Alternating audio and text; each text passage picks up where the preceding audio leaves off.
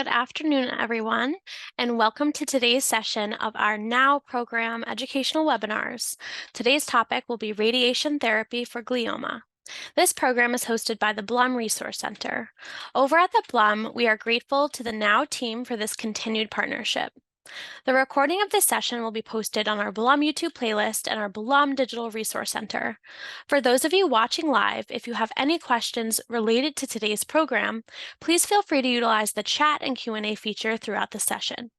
At the end of this session, your questions in the chat will be used to moderate the Q&A. If you have any other questions or would like more information about resources and programs offered through the Blum, please visit our website, www.dana-farber.org/resource center, or email us at blum_center@dfci.harvard.edu. Thank you all for joining us. I will now pass the workshop over to Rachel Garcia-Fox to introduce the panelists. Thanks so much, Sierra. Welcome everyone to a new Neuro-Oncology Wellness educational webinar. The Neuro-Oncology Wellness, or NOW program, is an initiative from the Center for Neuro-Oncology at the Dana-Farber Cancer Institute with a mission to educate patients and their caregivers about brain tumors, as well as provide resources to promote overall health and well-being. My name is Rachel Garcia-Fox. I serve as the program administrator for NOW, and I'll be your host for this webinar. Today, I am joined by Drs. Rafiqat Rahman and Sham Tangaturi for discussion on radiation therapy approaches for the treatment of brain tumors. Dr. Rahman obtained his MD from Harvard Medical School, completed his residency at the Harvard Radiation Oncology Program, and is currently a radiation oncologist at the Dana-Farber Brigham Cancer Center. His clinical practice focuses on primary and metastatic brain tumors, and his research interests are in the areas of novel clinical trial design and treatment response assessment. Dr. Tangaturi also obtained his MD from Harvard Medical School and completed his residency at the Harvard Radiation Oncology Program. He then joined the Dana-Farber Brigham Cancer Center as a radiation oncologist, where he serves as director of network development. His clinical and research interests include primary brain tumors and brain metastases. Drs. Rahman and Tangaturi, thank you so much for joining us today. Thanks for having us. Thanks for having us. Before we start, I just want to remind our live audience, we want you to be a part of this conversation as well by submitting your questions via the Q&A feature at the bottom of your Zoom screen. We'll select a number of your questions for our guests to answer in the second half of our program. All right. Dr. Rahman, let's get started. Can you please help us understand what exactly is radiation therapy? Yep, thank you. And thank you again for having us. It's really a pleasure to be here. So I think taking a step back, we think about three major treatments for treating cancer anywhere in the body. So surgery is one tool, and then systemic therapy such as chemotherapy is a second major tool. And so then radiation therapy is the third important tool that we have against cancer. And we know it can be very effective in many different cancers in the body, including in the brain.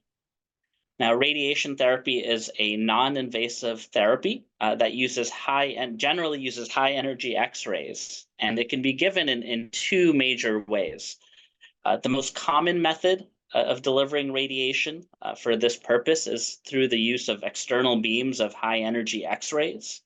And so this is called external beam radiation therapy.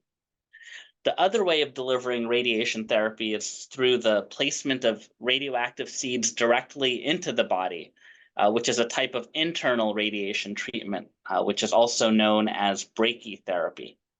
So the two forms of radiation are external beam radiation and brachytherapy. As external beam radiation therapy is by far the most common way of treating cancer, including brain tumors, I'm sure much of the discussion will focus on this, the use of external beam radiation. So external beam radiation is essentially using high energy X-rays, which are most commonly generated with what I'll simplify as a fancy X-ray generator, which is called a linear accelerator. These X-ray beams are then shaped with great precision to be able to target tumors in the body as well as in the brain. Now, when these high energy X-rays are targeting a tumor and when a patient is undergoing treatment, the radiation works by hitting the tumor target and creating DNA damage at the molecular level of the tumor cells. If you create enough DNA damage, the radiation therapy can then kill those tumor cells. Through this mechanism, radiation can be very effective in treating brain tumors. And the technology has been advancing over the years such that we're much more precise in how we deliver this DNA damage through radiation, and have gotten much better at reducing the exposure of radiation to normal tissue, which can also be affected by radiation. Now, there's many techniques on how external beam radiation can be used and delivered, and I'm sure we'll talk about that during the webinar as well. Wonderful. Thank you so much for that introduction and overview. Dr. Tangaturi, as Dr. Rahman alluded, radiation can be a cause of injury as well as an effective therapy. So what are some of those techniques that he mentioned that are used to safely deliver the radiation therapy? Yeah, thanks again for inviting me. And thank you, Dr. Rahman, for a great explanation of how radiation works. As Dr. Rahman had mentioned, the goal of radiation therapy is to generate DNA damage to then damage the tumor cells and stop them from growing. As part of that, the treatment has to balance damaging the DNA of the tumor cells while protecting the integrity and health of the normal cells around and within the tumor. And so that can be managed in a variety of different ways, one of which is related to being very precise or pinpoint with the treatment of the specific radiation. So many of the radiation techniques that we employ, especially in the management of brain tumors, relates to using very high precision pinpoint technology that is capable of delivering ablative high doses of radiation to very, very small areas within the brain. And so that sort of technique is something called stereotactic radiation therapy, which uses a sort of a three-dimensional space to deliver a high precision radiation. And similarly, there are other forms of radiation therapy that work best when we're trying to deliver the radiation in perhaps smaller doses in each day, rather than giving a high dose in just one day, giving it in smaller doses per day with the goal of trying to protect the normal tissues that are surrounding or within the tumor area. And that also is relevant for brain tumors, where many times we're dealing with tumors that may be infiltrating the normal brain tissue. And so there's a mixture of both normal and abnormal in the same space.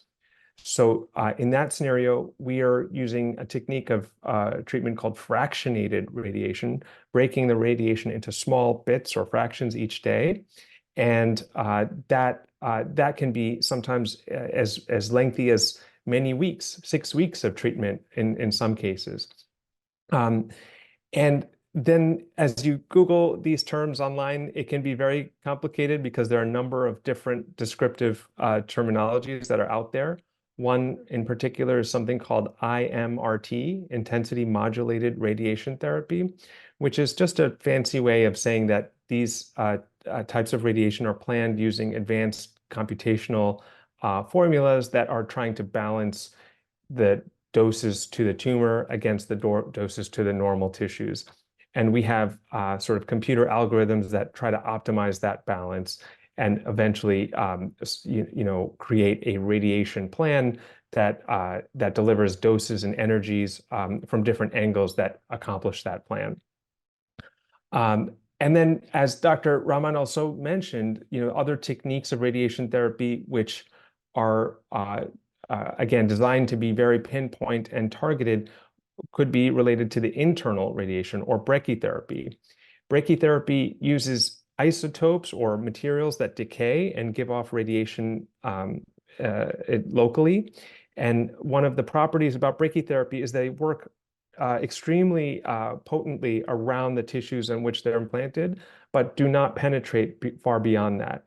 And so they can be useful tools for us when we are combining radiation with surgery, especially when we're dealing with tumors that have been perhaps recurrent or challenging to treat with less invasive techniques. Wonderful. Thank you so much for that explanation. Anything to add before we move on to the next one? Dr. Rahman, can we talk a little bit about Gamma knife? This is a word our patients hear often. What exactly is Gamma knife? What is that technique? Yeah, absolutely. So, and I agree that that's a common question that we hear as well.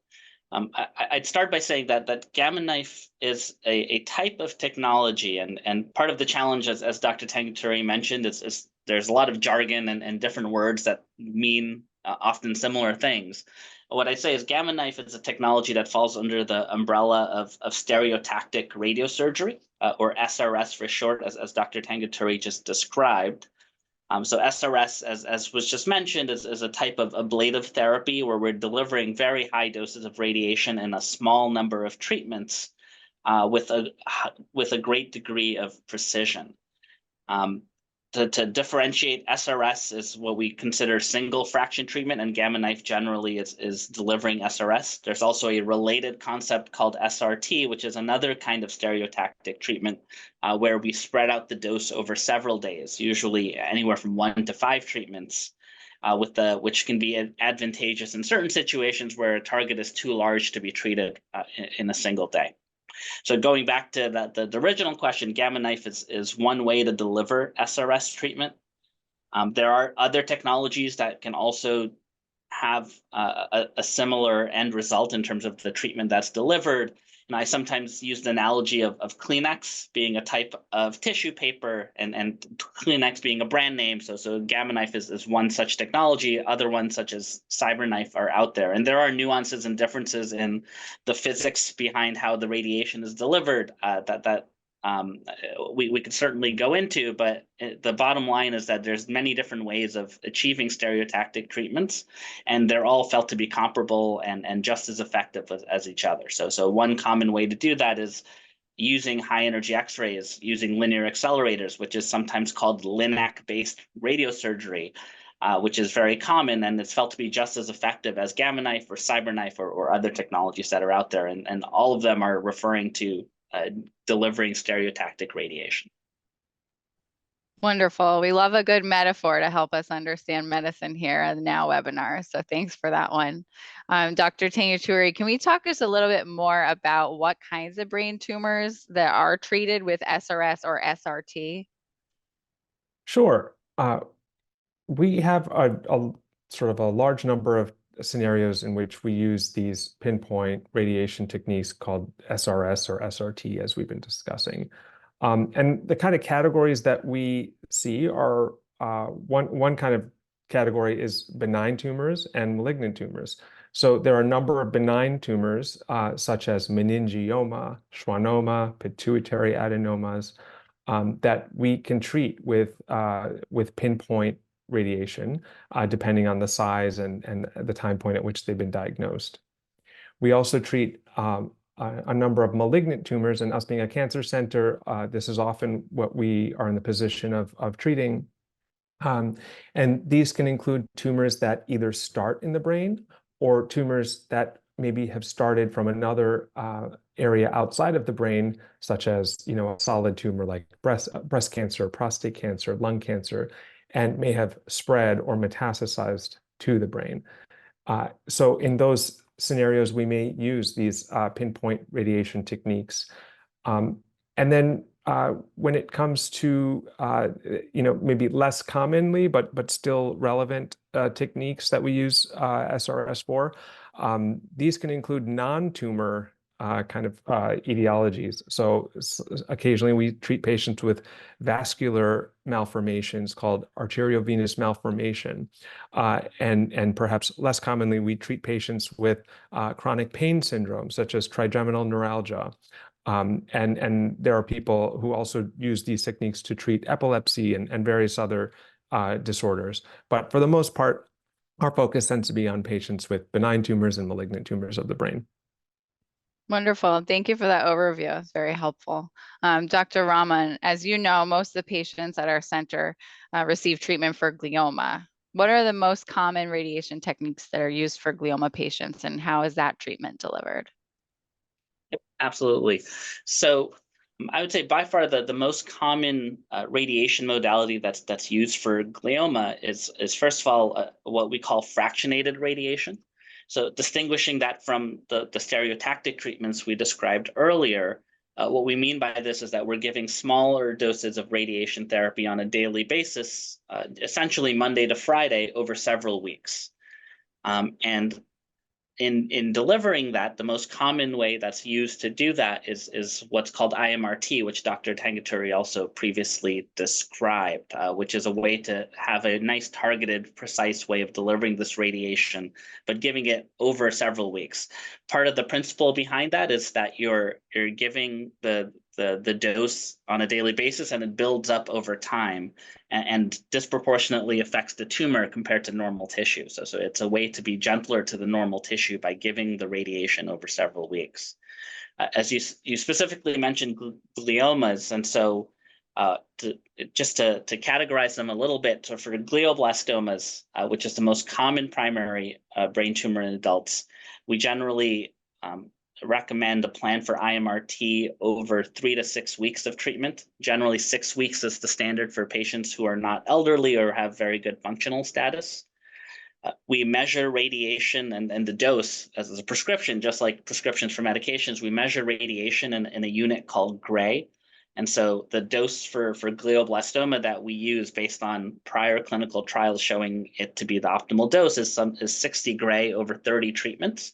So the 6 weeks comes from essentially the 30 treatments 5 days a week. And patients receive 2 gray a day over those 6 weeks for that cumulative total dose. For other kinds of gliomas, which we often label as IDH mutant tumors or lower grade gliomas, there's a range of tumors, range of doses that can be acceptable. And generally, that's also given over daily treatments over 6 to 6.5 weeks.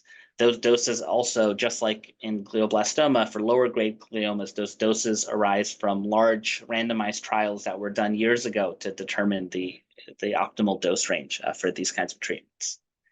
And so IMRT can be used, and with the advances that have come in recent years, it's an effective treatment that can be quite targeted and precise with modern techniques. For select patients, and there's certain nuances of certain patient populations where there may be benefits of using a different kind of therapy called proton radiation therapy if the clinical situation dictates so.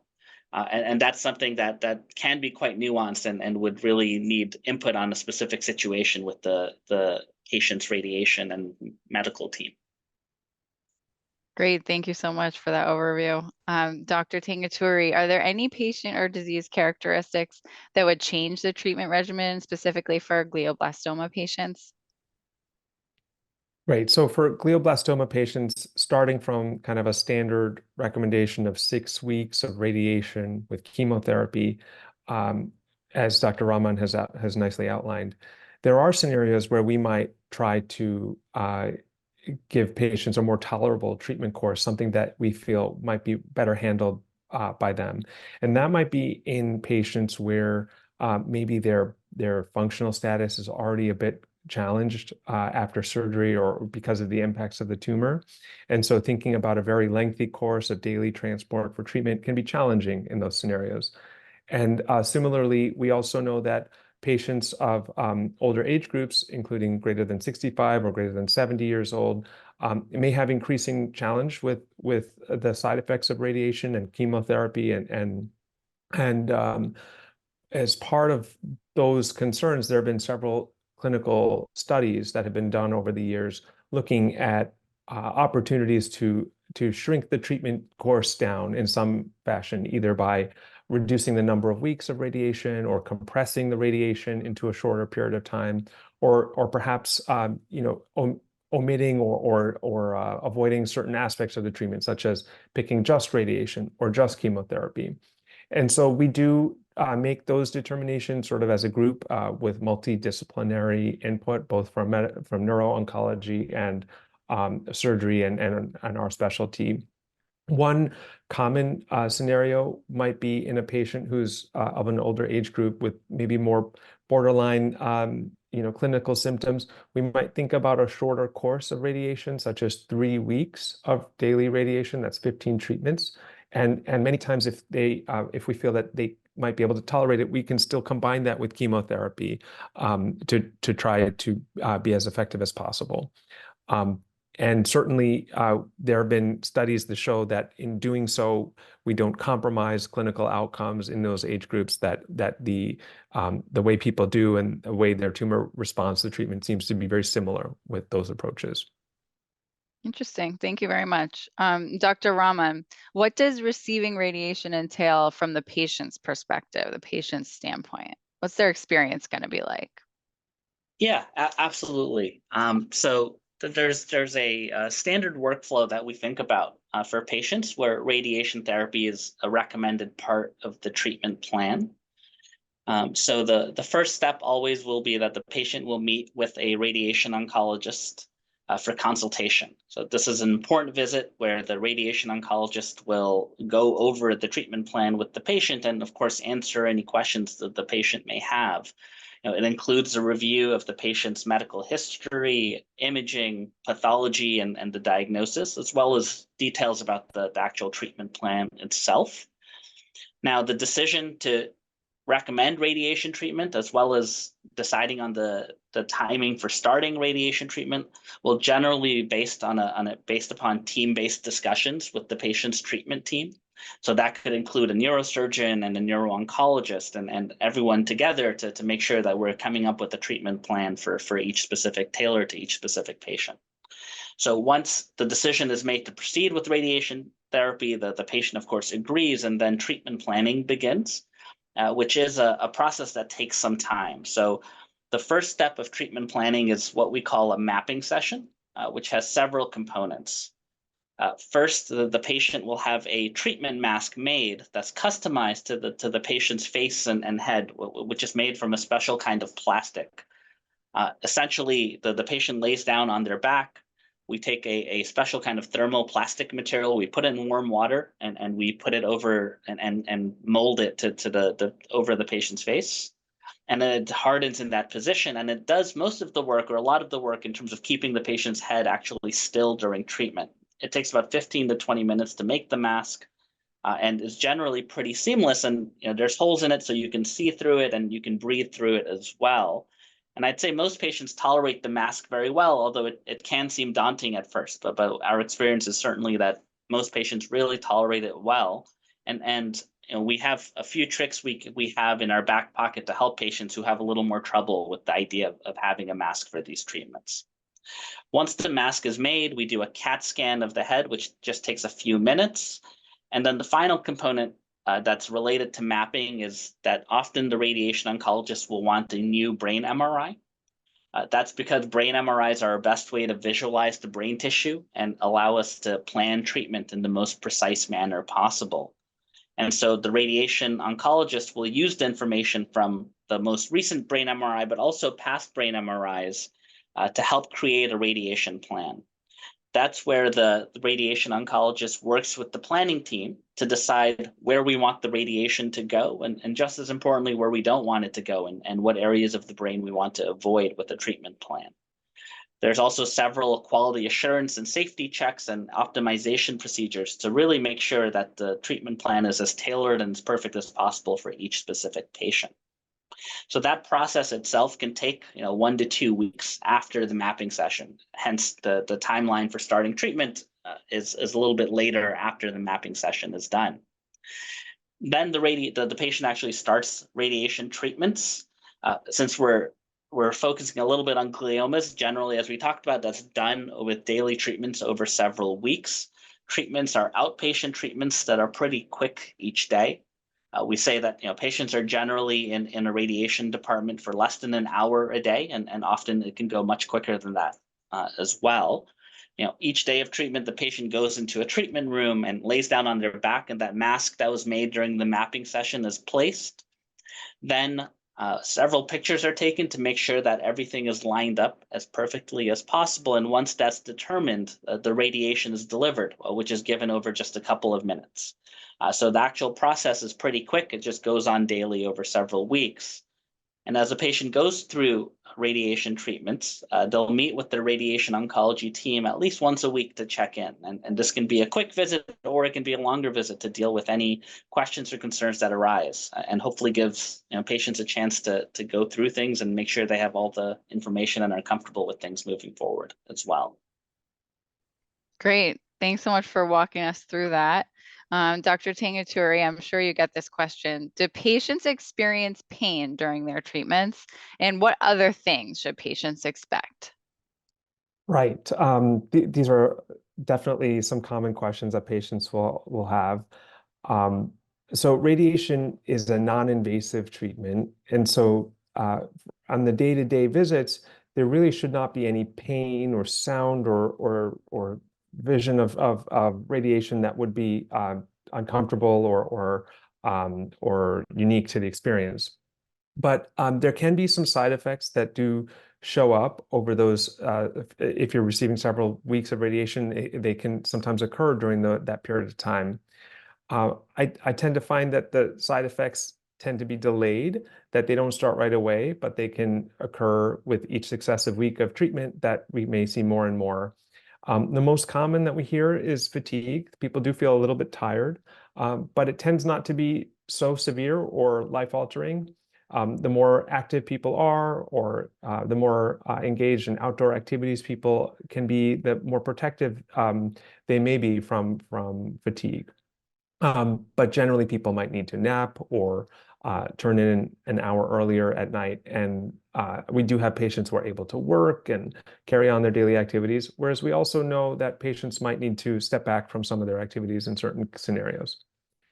Hair loss is another thing that we can see depending on how close the tumor is to the scalp and what techniques we're using. Much of that hair loss may not happen until 3-4 weeks into treatment, and it may take several weeks to months for us to sort of start to see the full regrowth of the hair. But there are patients for whom the return of hair is incomplete after the treatment. We also can describe a few side effects or symptoms that may relate to swelling in the brain tissue related to the tumor from the treatment. And these can range depending on where the tumors may be located. So headaches and nausea are possible, but also sometimes neurologic impacts if the tumor is close to an area that controls a part of your body or controls vision or controls your speech. Those are issues that can arise during the course of treatment and might prompt us to use some anti-swelling or anti-inflammatory medication, such as a steroid medicine. And then for tumors that are located in very, very critical areas, such as an area that controls the motor strength of your arm or leg, and if we're using high doses of radiation, there are very small risks of seizures from irritation of the brain tissue. And those are situations that we take a significant amount of time and thought towards trying to prevent, and sometimes using even preventive medications for types of treatments. Some patients who are on blood thinners or whatnot might need to pause those for a period of time around the time of radiation. And occasionally we might even give some restrictions on driving for a day or two after the radiation. But generally speaking, for patients receiving several weeks of radiation, the most common thing we hear about is the fatigue, and even that is something that most people really recover from quite well. Great. Thank you so much for describing that in detail. Dr. Rahman, are there any long-term side effects of radiation therapy, and how are the side effects treated? Are there any measures that can be implemented to prevent these side effects? Yeah, so it's a great question, and I'd say that we do think about when we think of possible side effects, we think of the possible short-term side effects that Dr. Tangaturi described, and we also think about possible long-term side effects, which can happen months or years after radiation treatment. I would want to emphasize that the risk profile for a course of radiation therapy can vary quite a bit from patient to patient.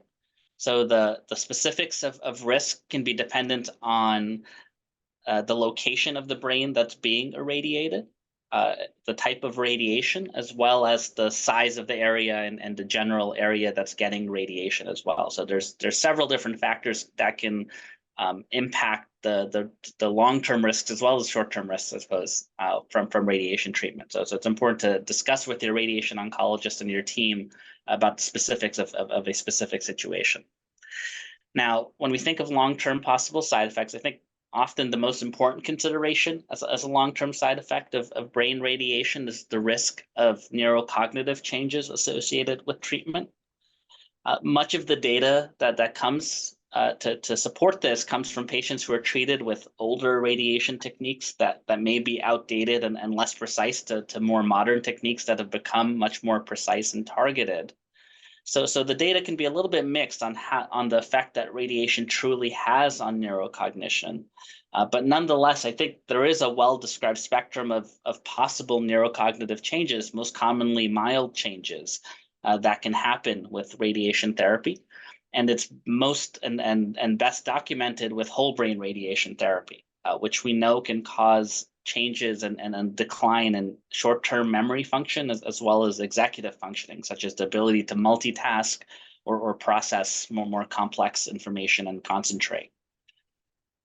So that's something that we are always thinking about, and I think there's many behind-the-scenes measures that the radiation oncologist is thinking about during the radiation planning process to be as safe as possible and to mitigate those risks as much as possible.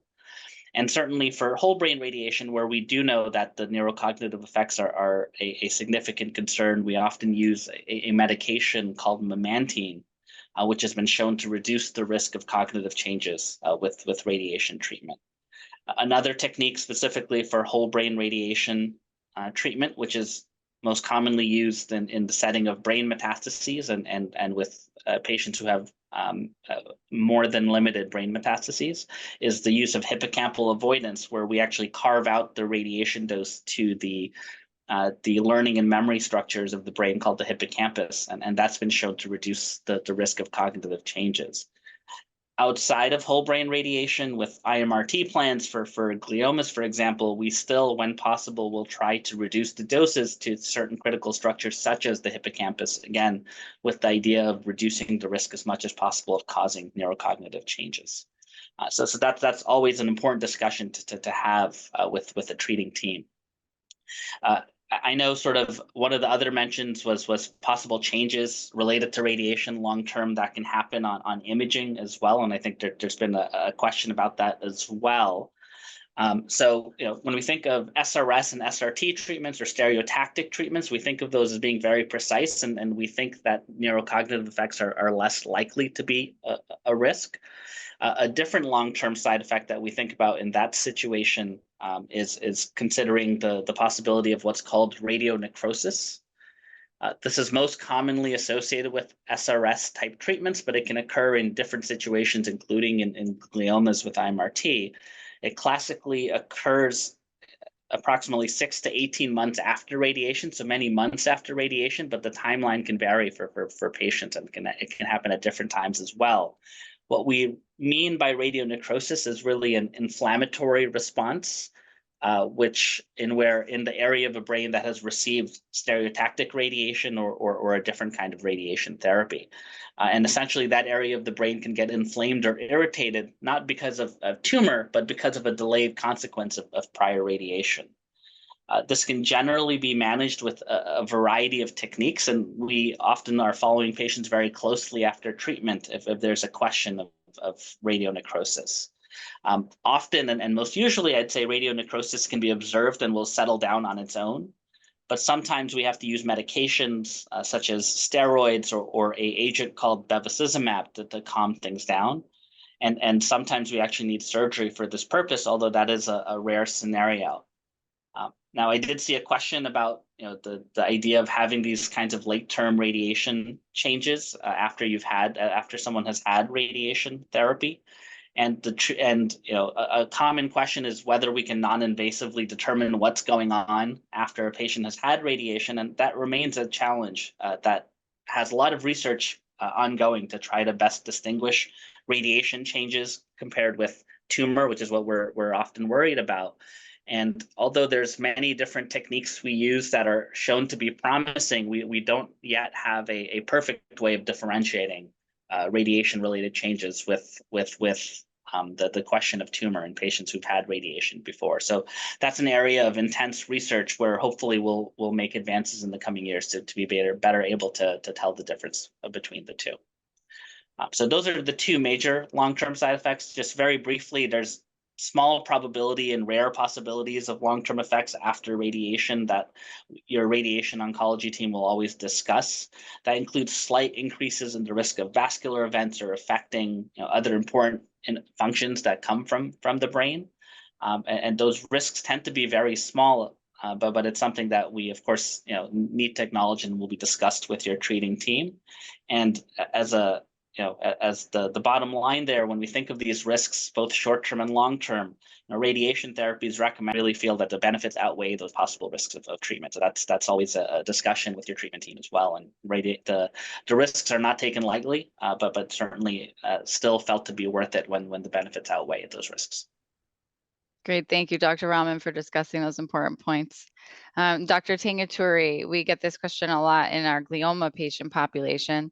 Is it safe for patients to receive repeat radiation? Right, that's a great question. I also see some questions in the chat, related to this. So I would say that there's no one-size-fits-all answer to this question. I think a lot of the nuance with the response comes with the detailed clinical scenarios that might be related to this. For any part of the body, brain included, there may be a point at which, after you exceed a certain amount of radiation, potentially over a patient's lifetime, that you might increase the risk of a more serious complication. And Dr. Rahman mentioned radiation necrosis, so that's one situation that we worry about when we're giving radiation to the same spot again and again. And then similarly, there may be other tissues in the brain that are sensitive to radiation and that we have to consider their sort of lifetime exposure to radiation when it comes time to thinking about more radiation therapy. And so that might be the nerves that control vision to the eye, the optic nerves, the nerves that go into major structures in the brain called the brainstem. And so on a case-by-case basis, we might think about the risks and benefits of various different, radiation solutions. Now, in the scenario where someone had treatment to one area and we're thinking about radiation to another area, that's generally very safe and something that we do almost, daily and routinely for our patients, especially those who have brain metastases and may have other areas that show up later on. With glioma patients, we do have sort of tried and true and safe techniques for repeat radiation. Often these are on the range of 2 to 3 weeks of additional radiation, but sometimes beyond that, depending on how long ago a patient might have received radiation and the kind of tumor that we're dealing with. We have different kind of calculators and ways of modeling what has happened to the radiation that might have been given years ago and thinking about whether that adds any additional safety with radiation given more actively. So all of these things require a fair bit of thought and consideration, but I would encourage any patient who's thinking about repeat radiation to talk to a radiation oncologist, because many times there are these statements that are made, such as you can't receive radiation ever again, and I think actually there's a bit more kind of patient-specific dialogue that probably should happen. Thank you both so much for providing such a wonderful overview of the use of radiation for treatment of brain tumor patients. As you both know, many patients decide to receive treatment closer to home. So we're wondering, and this is a question for both of you, what advice would you provide to our patients as they seek consultation with a radiation oncologist? Are the same treatments provided everywhere, and are treatment centers the same in regard to their approach?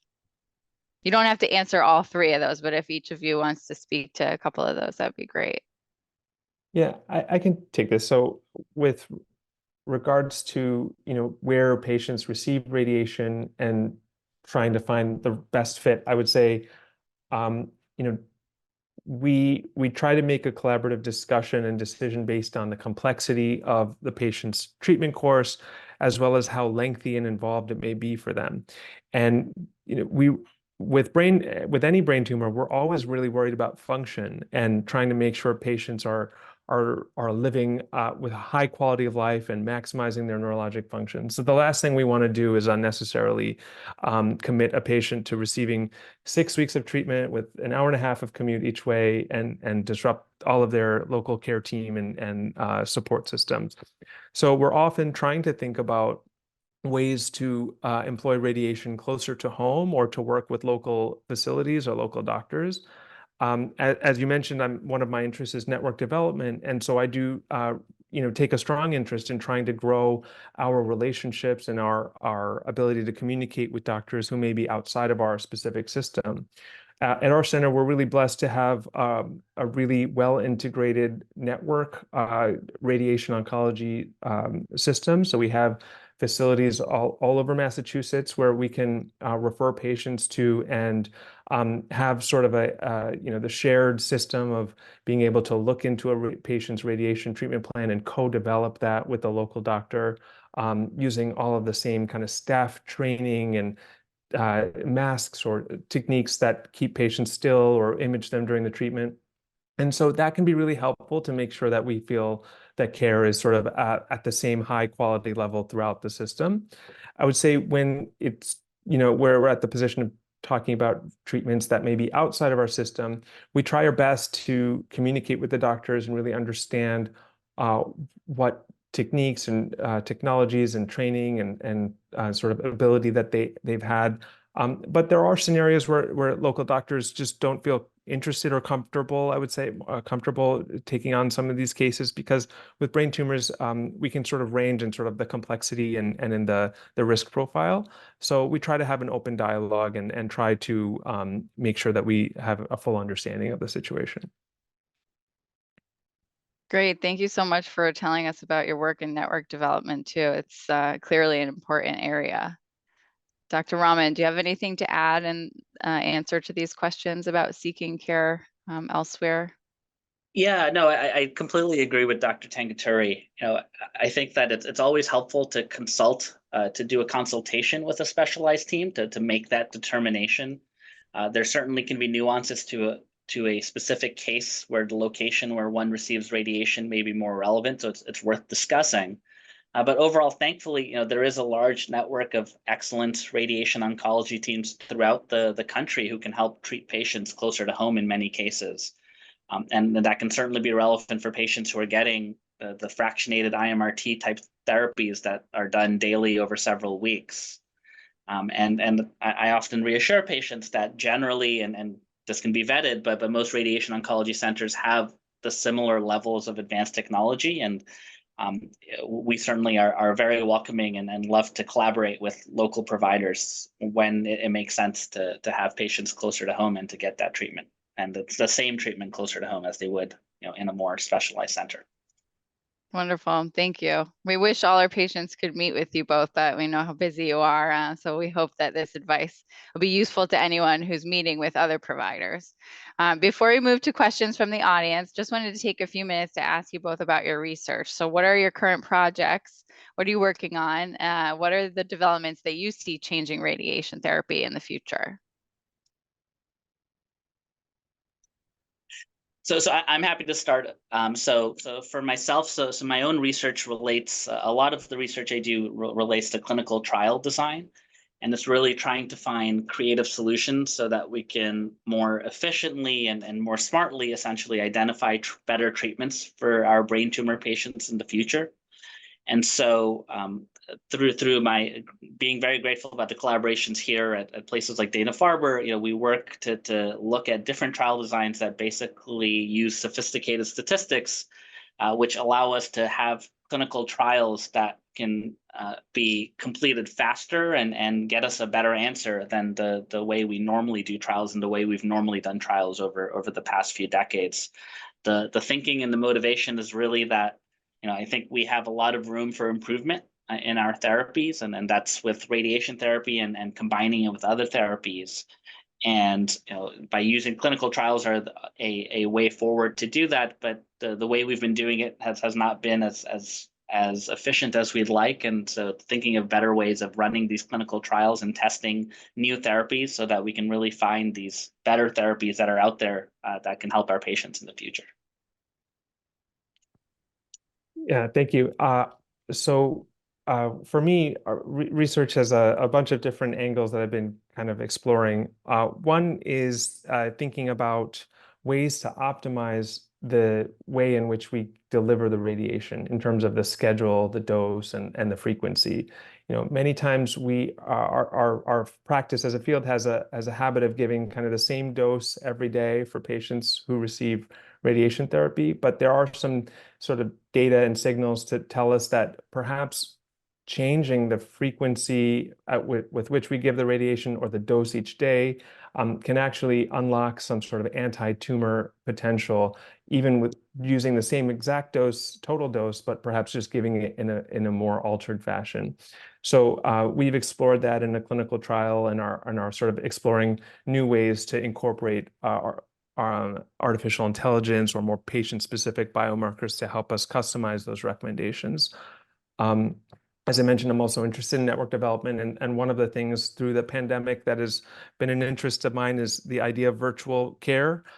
So we are also exploring, the impacts and the utilization of telemedicine and virtual care for all patients in the department, but also I'm obviously very interested in our brain tumor patients who admittedly might struggle with mobility or coming in or the frequency of visits. And so this has been a really powerful tool to limit the burden of medical care and actually improve access to patients throughout the state and beyond. So we're looking at some of the impacts of telemedicine as well as the ability to access the necessary treatments after telemedicine encounters. Great. Thank you both so much. Again, we're going to move to some questions from our viewers. We had a question come in ahead of time via email that I'm going to pose to you, and either of you are welcome to answer this. So for an individual who had surgery and targeted therapy, so like a low-grade glioma patient, let's say, who just has had a resection and maybe took an IDH inhibitor for some time, when they do have a recurrence or their neuro-oncologist thinks it's time for treatment, what are considerations when discussing the role of radiation? Do you always have it with surgery? Can you have it alone? Can you talk to us a little bit about that? Yeah, for a patient who might have had surgery before or targeted therapy before, and then now sort of faced with the idea of tumor growth for which we want to be thinking about more treatment, we almost always bring a case like that to our brain tumor board where we discuss it with a neurosurgeon, neuro-oncologist, radiologist, pathologist, and try to understand the full complement of available treatments that may be available for a patient. Many times, if it has been a long interval from the prior surgery, if the tumor is well defined, if the tumor is causing symptoms or may cause symptoms with further growth, we might explore the topic of more surgery if we thought it was safe, but we would certainly want to hear from the surgeon about the feasibility, safety, risk benefit. But yes, often in those scenarios, in that specific example you offered, we may be thinking about incorporating radiation therapy as part of the treatment. And that might be in the form of a multi-week, 6-week course of treatment, and many times also either at the same time or taking turns with chemotherapy as a sort of combined modality approach. Great, thank you. Dr. Raman, do you want to add anything, or I can pose another question? No, I completely agree with Dr. Tangaturi, and it comes back to this idea that especially when we're thinking of recurrences and those situations, there can be a lot of nuances. And one of the best things about working in places like this is that we do things in a multidisciplinary manner where we have surgeons, us as radiation oncologists, neuro-oncologists coming together and thinking through what are the different treatment options, whether it be surgery or not, and the combination of chemotherapy and radiation, and to identify the best therapy for each specific patient and tailor it to that. I totally agree with you. The multidisciplinary approach is unmatched. Thank you both. I've got a question here from the audience. I'm curious what differences apply to the use of radiation in the brain as compared to other areas. Apart from the concern around damaging functional cells, is there more of a concern that healthy neurons are generally not being regenerated or dividing? Yeah, it's a great question. I think the brain tissue is very unique in that it's a type of organ and tissue that doesn't regenerate in the same way that many of our other very actively growing tissues are, like our skin cells or our gut, which is constantly growing and replacing itself. And so we are, working with tissue that needs to be, handled more carefully. On top of that, the brain, we also realize is very, very precious real estate in the sense that we think that the organ is very functionally relevant, that there are parts of the brain that might be specifically controlling a part of someone's livelihood that is very important to their function and their quality of life. And so both kind of the innate, maybe less proliferative or less growing kind of nature of the brain, as well as its real functional, utility as an organ, sort of make this a unique kind of consideration when it comes to radiation. Great, thank you. Dr. Rahman, anything to add? No? No, All right. Got another one here. Somebody in the audience is interested in hearing about how many times a patient can receive radiation to the brain, presumably, and what conditions determine if a patient can receive 2 or more courses of radiation across their lifespan. Yeah, and I'd say that Dr. Tangturi may have touched upon this earlier as well, and it does depend on the specifics of the situation, and every patient is different. It depends on what radiation was received previously and exactly where it was. Just as an example, when we're treating patients with brain metastases, it's very common to have focal treatments to brain metastases and to have other brain metastases essentially arise in different parts of the brain. And generally, if an area has not had radiation before in a different part of the brain, then it's very, very much generally feasible to offer more radiation in that scenario. And that way, patients can have multiple courses of radiation. When we're dealing with an area that has had prior radiation, it becomes a risk-benefit analysis, as Dr. Tangturi nicely described earlier, in terms of using calculators and understanding how much radiation has gone, what is the risk, what is the benefit, and understanding the best benefit to risk ratio in terms of whether to move forward with repeat radiation. Great, thank you. Dr. Tangturi, I'm going to pose another question from the audience to you. For low-grade gliomas, what generally are the circumstances where radiation would be used? I know we've kind of discussed this already a little bit, but is it recommended generally for most patients, only after resection, only for cases where resection isn't capable of removing a large percentage of the tumor? Yeah, I will say, admittedly, this is a tricky question because the field is changing and we are trying to incorporate some new treatment techniques and types of treatment modalities that are coming down the horizon. But in general, for a low-grade glioma, we do start the treatment usually with a maximal safe surgery, and that might mean a biopsy for a tumor that is very, in a tricky spot, or it might mean a removal of the entire tumor. And following whichever of those procedures may be, we do have a conversation about radiation therapy. We might be thinking about radiation in a scenario where not the entire tumor was not removed, maybe just a part of it or just a biopsy. We might be thinking about radiation in a patient who initially was observed and then had growth after surgery, kind of to that first question you mentioned a while back. We also might be thinking about radiation in folks who are in certain age groups, as we know that when you have an age greater than 40 or higher, that it does correlate with the more aggressive tumor biology. And then increasingly, we're looking at the genetic information of the tumor, sort of what are its building blocks. And as we see more abnormalities that are pro-growth or more kind of aggressive features within a tumor genetic sample, that might also drive us towards a more aggressive line of management, including radiation earlier on. Great, thank you so much. Dr. Rahman, one more question before we wrap up here. It's about whole brain radiation. I know we talked a little bit about whole brain radiation earlier, but can you just tell us when and why is whole brain radiation recommended now in today's day? Yeah, absolutely. So whole brain radiation therapy is a treatment that's been used for many, many years. And it's a comprehensive treatment. And the thinking behind it regardless of the specifics, is that you're treating all the disease that you can see in the brain, but you're also treating any microscopic disease that you can't see in the brain. The most common scenario where this comes up is in a situation of brain metastases. For patients who have extensive brain metastases that we can't safely or feasibly treat with pinpoint radiation, whole brain radiation remains a very effective therapy that can be very helpful for many patients. So that's probably the most common scenario. There's certainly other scenarios where it makes sense and it can be helpful for patients, and it depends on the tumor type and the specifics. It's not as common for gliomas, which I know we've talked about at different points today. But there are scenarios even within gliomas where it may make sense. It's just not very common and depends on the specifics, where treating in that comprehensive manner may be more helpful for the patient than not. Great. Thank you so much for reviewing that again. Thank you both again for this comprehensive discussion on radiation therapy for brain tumor patients. Any take-home points that you want to leave with our audience?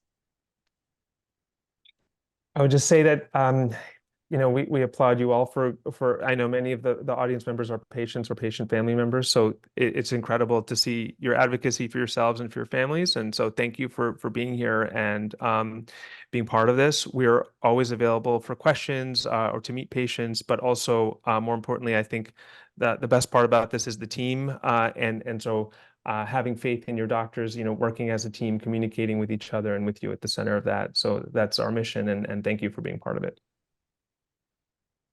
Absolutely. Thank you so much for having me. It's really been a pleasure. I'm always available if I can be helpful, and always enjoy talking through with patients and families, and to, again, be helpful however I can.